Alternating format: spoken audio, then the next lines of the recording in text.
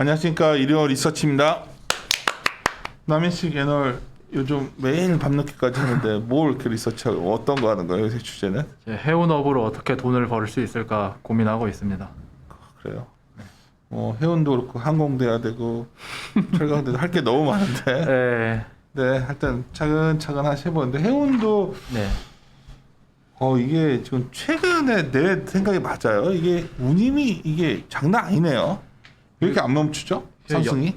지금 역사적 신고가를 계속 갱신하고 있습니다. 지금 SCFI가 이제 컨테이너 운임인데 이게 11주 연속해서 상승하고 있는데 그 상승하게 된 배경은 이제 코로나 때문에 수급 불일치가 발생해서 그렇습니다. 이제 수요 측면에서는 코로나 때문에 미국에서 서비스 소비량이 줄어들고 재화 소비량이 증가하면서 중국에서 미국 컨테이너 물동량이 증가를 했고요. 공급 측면에서는 이제 코로나 때문에 검역 때문에 시간이 더 걸리고 항만 적체 현상도 발생하고 그리고 컨테이너 박스 부족 현상으로 공급 증가도 원활하지 못했습니다. 그래서 수요는 증가하는데 공급은 감소하니까 당연히 운임이 증가를 했던 게 이제 과거 1년이었죠. 이런 거 같은데 난 최근에 이제 네. 왜 해운업을 먼저 좀 살펴달라고 했냐면 네.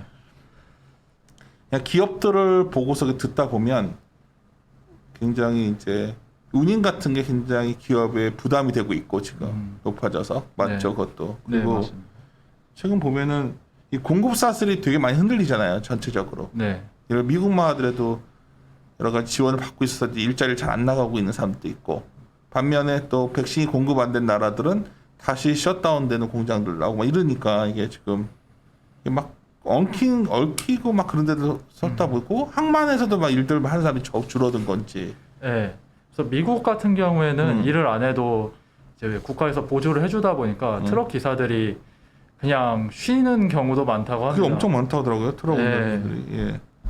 그래서 전무님이 말씀하신 거에 대해서 조금 더 살을 붙이면은 결국에는 이렇게 항만 그 컨테이너 운임이 올라가게 되면은 가격 전가력을 가진 업체가 더 좋아지지 않을까 이렇게 생각이 되고 있습니다. 예를 들어서 OP 마진이 한 5% 내외인 그냥 단순한 제조업 같은 경우에는 가격 전가력이 없는 경우에는 바로 운임이 상승하면서 수익성이 분명히 악화가 될 텐데 브랜드를 가지고 있고 가격 전가력을 가진 업체들은 이 해상 운임이 상승한다는 어떻게 보면 변명, 익스큐즈가 되면서 가격을 올릴 수 있는 핑계가 되겠죠.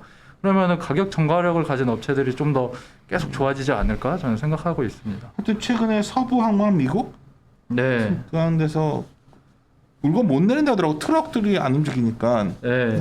그래서 그 컨테이너 선들이 기다리다가 더 딴 데 가고 막 이러니까 코스트가 계속 더 이렇다는 얘기도 있던데. 네. 그래서 전반적으로 그런 상황이에요. 근데 신기한 건 그럼 해운주가 끝없이 올라가야 되는데 또 HMM으로 대표되는 그런 주식들은 또 그냥 그런 거 같고. 하여튼 자료는 하여튼 이 운임 지수인데 이것도 얘기해주고 왜 그런지 네. 해운주들 그 얘기도 해줄래요? 자료 먼저 좀 들어볼게요 그러면. 예. 네, 그래서 결국에는 말씀드렸다시피 코로나19가 언제 완화되느냐가 중요한데 그러면은 미국 백신 보급률도 증가를 했고 지금 그러니까. 증시에서도 언택트에서 텍트로 전환하고 있는데 여전히 해상 운임은 올라가고 있습니다. 이게 왜냐면은 어디 한쪽에서 항만이 마비가 되면은 다른 한쪽도 다 연결이 되다 보니까 동시에 마비가 일어나다 보니까 공급망이 부담이 가는 거죠. 어떻게 보면 네트워크가 깨지고 있는 상황이라고 보고 있습니다. 그래서 사실 이럴 때에는 투자 판단을 길게 잡는 것보다는 단기적으로 잡는 게 저는 좋다고 생각하고 있습니다. 그래서 두 가지 지표를 조금 봐주셨으면 좋을 것 같아요. 첫 번째는 일간으로 데이터를 발표하고 있는 한국 적체율 데이터인데 지금 왼쪽 그래프를 보시게 되면은 계속해서 적체율이 올라가고 이거구나. 네, 고점에서 코스트. 네, 유지가 되고 있어가지고 지금 제가 봤었을 때는 일단 3분기까지는 운임을 계속 상승한다고 보는 게 합리적인 게 그 아닐까. 사람들은 그거는 알고 있죠. 3분기까지 오르는데 그 이후에는 안 오를 것이다 생각하는데 문제는 그 이후에도 오르면에 대한 고민들이 생기는 거지. 나 같은 사람도.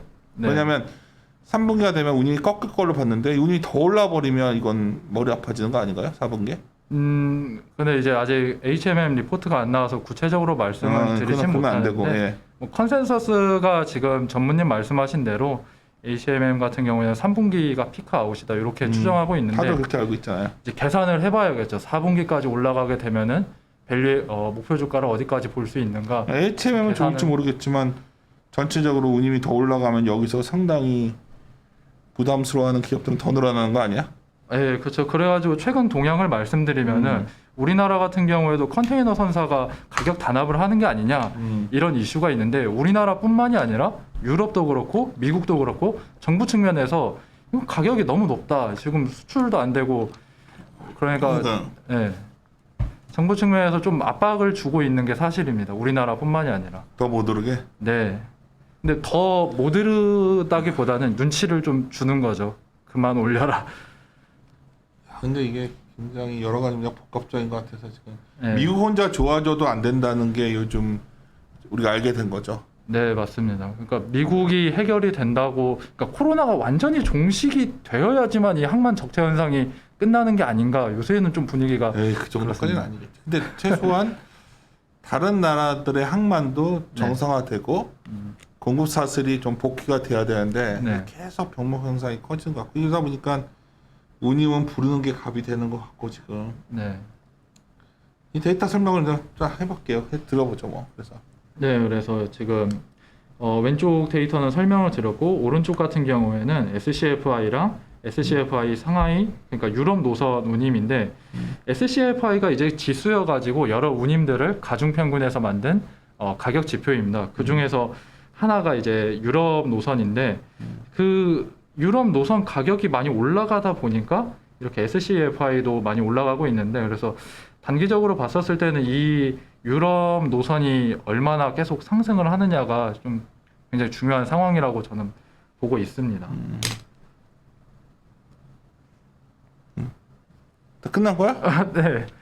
그래서 뭐 그랬어요. 뭐 아까는 아침에 말 많이 하더니 왜 여기서 내가 껴서 그러나? 앞으로는 그러면 네. 알았어요. 그래서 근데 가장 포인트는 그건 것 같은데 그러면 내가 궁금한 건 네. 컨센서스는 운임이 3분기가 되면 정점치고 내려올 거다인데 네. 담당자가 현재 준비하고 있는 여러 가지 데이터를 종합해 보건데 그렇지 않을 수도 있다는 거 아니야 지금? 그렇죠. 지금 뭐 리포트가 안 나와서 더 말씀은 못 드리겠지만 알았어요. 강요 안 할게 컴플레인은.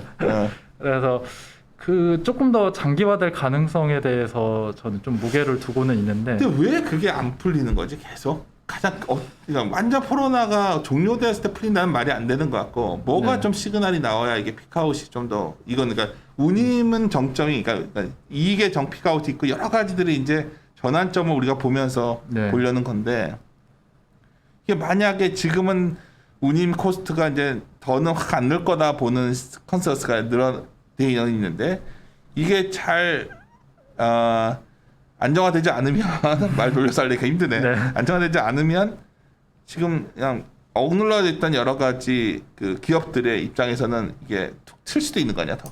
그렇죠. 과거 주가 설명드리면 지금 5월부터 HMM뿐만이 아니라 글로벌 컨테이너 선사들이 주가가 조금 하락 안정세를 거치고 있습니다. 운임은 상승하고 있는데 근데 투자자들의 판단이 조금 약간 장기화되는 거 아닌가 하면은 어떻게 보면 업사이드를 좀 계산을 할 수도 있기도. 근데 그게 돌아왔으면 나머지 업체들이 좋은 건 아니잖아.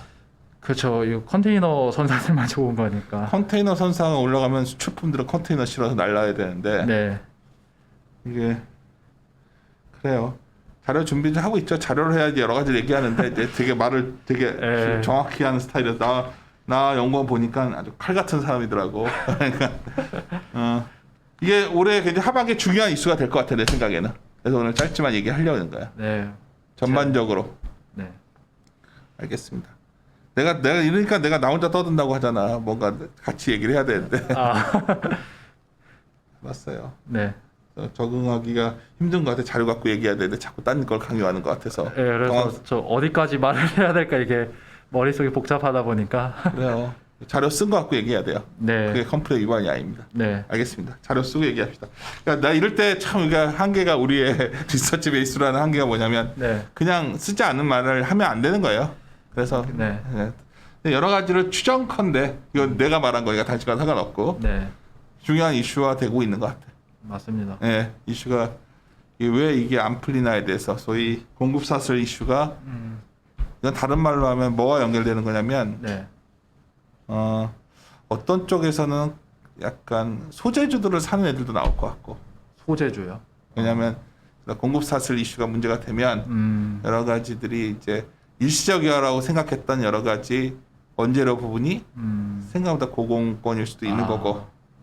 네. 그러면 여러 가지 경우의 수들이 좀 달라지는 거죠. 그러니까 미국 같이 그러니까 이게 다른 말로 하면 이렇게 되면 강달라고 나머지 통한 약세일 거고 여러 가지 여기서 이제 추론을 할 수가 있게 되는 거죠. 네. 그러니까 당신이 주는 데이터를 갖고 네. 우리들은 이제 여러 가지 전략적인 해석을. 얘기를 하고 있는 중인데 그래서 미국이 좋아도 우리가 좀 주춤할 수 있는 이게 이제 과거에도 뭐 그런 흐름이 나올 때가 있는데 하여튼 봅시다. 네. 오늘 더 찝어내다가는 우리 나 연구원이 끝나고서 항의할 것 같아서 더는 진행 못하겠다. 자료를 빨리 쓰는 걸 자료 독촉을 해야겠다. 네, 네. 마무리 짓도록 하겠습니다. 네. 네. 함께 고민하시죠. 고민하시죠.